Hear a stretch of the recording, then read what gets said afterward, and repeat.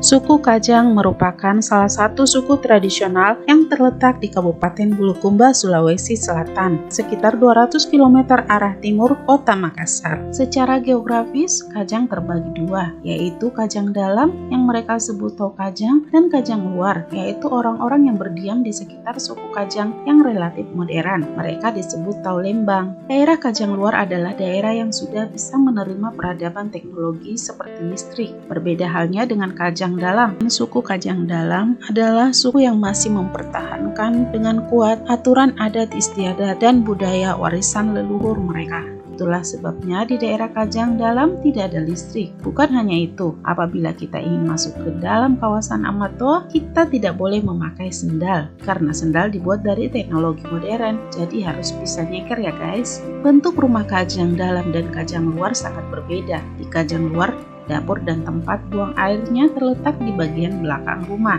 Sama halnya dengan rumah-rumah pada umumnya, tidak seperti dengan Kajang Dalam, yaitu di kawasan Amat Toa yang menempatkan dapur dan tempat buang airnya di depan. Hal ini dikarenakan pada zaman perang, prajurit Kajang sering masuk ke rumah penduduk untuk mencari makan. Itulah sebabnya dapur dan tempat buang air kecilnya ditempatkan di depan rumah. Selain itu, agar prajurit juga tidak melihat anak dari pemilik rumah, karena prajurit beranggap apapun yang berada di dalam rumah itu adalah miliknya. Nah loh.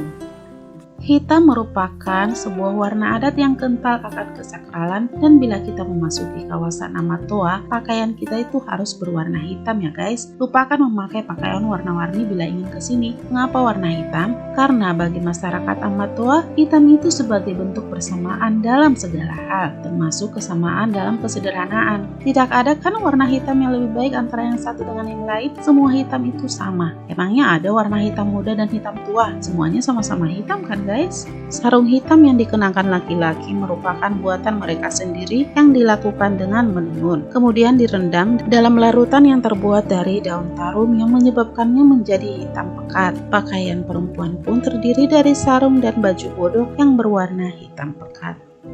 Bagi mereka adalah sebuah pantangan besar untuk berbicara kasar dan akan dicela oleh suku Kajang yang lain apabila berbicara dengan bertolak pinggang. Mereka dituntun untuk berbicara dengan tangan dilipat di dada sambil membungkukkan badan dan menggulung sarung. Berbicara mengenai pernikahan, suku Kajang memiliki aturan adat sendiri. Masyarakat adat Kajang terikat oleh adat di mana mengharuskan mereka untuk menikah dengan sesama orang dalam kawasan adat. Jika tidak, mereka harus hidup di luar kawasan adat. Pengecualian bagi pasangan yang bersedia mengikuti segala aturan dan adat istiadat yang berlaku dalam kawasan tersebut. Suku Kajang sangat kuat mengikuti tradisi perkawinan para leluhur, dan dalam perayaan pernikahan tersebut, jika melanggar proses pernikahan secara adat, maka pengantin tersebut bisa mandul. Suku unik, alami, sederhana, alam yang masih asri, hutan yang masih terjaga, dan lainnya menjadikan Kajang favorit wisata budaya. Salah satu yang membuat terhambatnya wisata ke sana adalah ketakutan orang luar memasuki Kajang karena mendengar mengenai Doti. Namun sebenarnya Doti tidak sembarangan digunakan dan hanya orang-orang tertentu saja yang pandai melakukan ritual Doti. Doti sendiri merupakan ilmu sejenis santet yang digunakan untuk menyakiti atau menghilangkan nyawa orang lain. Ritual ini sendiri dilakukan dengan menggunakan media serta benda-benda tertentu dan dilakukan dengan prosesi khusus. Selain itu, praktik Doti juga dapat dilakukan hanya dengan membaca mantra-mantra tertentu. Bagi mereka yang terkena Doti akan mengalami cacat permanen pada ingatannya disertai nyeri luar biasa hingga berakibat pada kematian mendadak. Doti tidak hanya bisa menyerang satu orang saja, melainkan bisa menyerang satu keluarga sekaligus. Bahkan Doti sendiri tidak dapat disembuhkan melalui pengobatan medis. Mereka melakukannya tidak sembarangan. Mereka hanya melakukannya jika mereka menganggap itu adalah jalan terakhir dalam penyelesaian masalah yang pelik. Percaya tidak percaya terserah kalian ya guys. Yang jelas masyarakat Sulawesi Selatan sudah tahu salah satu kelebihan masyarakat suku Kajang tersebut. Suku Kajang dikenal sangat memegang teguh adat budaya mereka sebagai warisan leluhur, termasuk beberapa ritual unik yang terbilang mengerikan hingga saat ini masih tetap terjaga. Salah satu ritualnya yaitu mengetes kejujuran dengan memegang linggis yang telah dibakar hingga berwarna merah membara. Ritual tersebut dikenal dengan Atunu Panboli. Biasanya dilaksanakan dalam upacara adat yang melibatkan seluruh masyarakat suku Kajang jika terdapat masalah, di antaranya kasus pencurian di tengah pemukiman masyarakat adat. Seluruh masyarakat wajib berkumpul tanpa terkecuali. Upacara sendiri dipimpin langsung oleh ketua adat yang bergelar Amatoa. Setelah semua masyarakat adat dan mereka yang dicurigai sebagai maling itu berkumpul, linggis pun mulai dibakar dalam api yang membara hingga linggis berubah menjadi warna kemerahan. Satu persatu mereka yang dicurigai sebagai maling pun akan diminta memegang linggis panas. Jika mereka betul bukan yang melakukannya, maka linggis panas yang dipegang tersebut terasa dingin tanpa sedikit pun hawa panas yang dirasakan. Tapi sebaliknya, jika dia pelakunya dan kemudian tidak mengaku, maka dipastikan tangannya akan melepuh ketika linggis panas itu dipegangnya. Kalau pelaku sebenarnya kabur dari upacara sakral itu, maka sesepuh adat akan berkumpul mengucapkan mantra yang ditujukan kepada pelaku yang kabur tersebut, hingga nantinya akan mengalami sakit dan berakhir dengan kematian. Dengan pengadilan penghukuman adat tersebut, masyarakat suku Kajang hingga saat ini tak ada yang berani melanggar atau berani mengambil hak yang bukan miliknya, melainkan ditekankan untuk hidup dengan kesederhanaan dan menjaga alam sekitarnya dengan sebaik-baiknya. Sangat mudah menandai orang yang sedang berduka di Kajang karena mereka akan identik dengan menggunakan sarung hitam. Oleh warga setempat menyebutkannya ikarambi atau melilitkan sarung pada badan dan diikat pada dada. Juga ketika keluar rumah mereka akan bohong, yaitu melilitkan sarung di kepala seperti orang yang memakai kerudung. Beberapa larangan yang tidak bisa dilanggar oleh keluarga yang meninggal adalah tidak boleh membawa cabai ke dalam rumah karena masyarakat setempat percaya memakan cabai di dalam rumah akan membuat orang yang meninggal kepedisan dalam kubur. Tidak boleh menyapu lantai, hanya boleh menggunakan pakaian untuk membersihkan rumah karena akan membuat badan orang yang meninggal itu bengkak. Pantangan bagi janda untuk menggunakan pakaian selama 40 hari dan banyak bicara sejak kematian suaminya. Peringatan hari ke-100 kematian dilakukan dengan pemotongan kerbau. Bagian besar suku Kajang memeluk agama Islam. Meskipun demikian, mereka juga mempraktikkan sebuah kepercayaan adat yang disebut dengan patuntung. Patuntung diartikan sebagai mencari sumber kebenaran. Hal ini menyeratkan bahwa apabila manusia ingin mendapatkan sumber kebenaran, maka mereka harus menyandarkan diri pada 3 pilar, yaitu Tuhan, tanah, dan nenek moyang.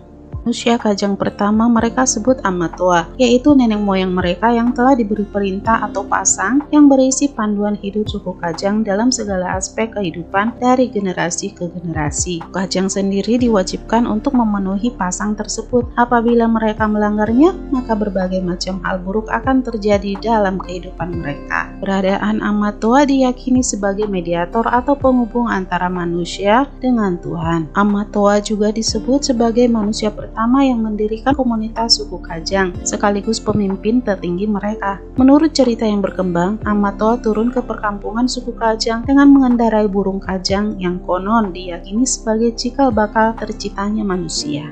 Suku Kajang bermukim di desa Tanatoa, Kabupaten Bulukumba. Secara geografis, daerah tersebut merupakan daerah perbukitan yang bergelombang. Dari beberapa wilayah tertentu di desa itu, dapat dilihat deretan pegunungan Lompo Batang dan Bawah Karaeng, serta Lembah Bantaeng di sebelah barat. Selain itu, di sebelah timur juga terlihat Teluk Bone dengan gugusan Pulau-Pulau Sembilan. Pemukiman suku Kajang juga terdapat wilayah hutan adat dan hutan kemasyarakatan. Hutan adat sering disebut sebagai hutan pusaka yang sifatnya keramat dengan total luas 317 hektar. Segala sesuatu yang berada di dalam hutan adat tidak boleh untuk dirusak, termasuk menebang kayu, memburu binatang, apalagi membakar hutan. hutan. Hutan adat tersebut disebut sebagai Borong Karama. Dipercaya oleh suku Kajang memiliki nilai magis yang akan berdampak buruk pada kehidupan mereka apabila melanggar aturan-aturan tersebut. Sedangkan hutan kemasyarakatan yang mempunyai luas 144 hektar dimanfaatkan masyarakat untuk dibuat pertanian dan perkebunan. Juga dibolehkan menggarap atau menebang pohon di dalamnya.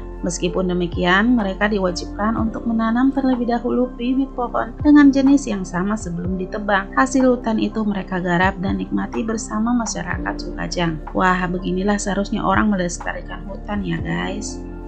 Suku Kajang percaya pasang yang di dalamnya memuat nilai dan adat istiadat yang meliputi perbuatan yang mereka kerjakan.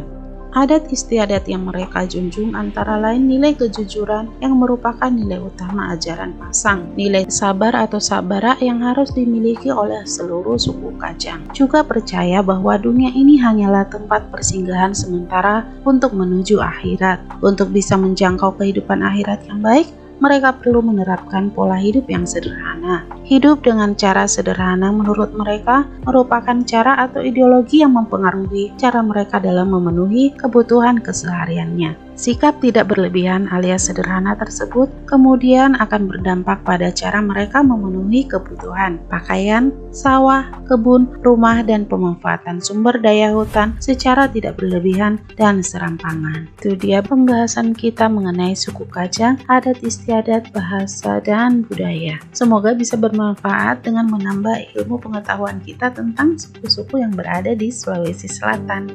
Jangan lupa like, comment, and subscribe. Dan nantikan tayangan giveaway dari kami. Terima kasih.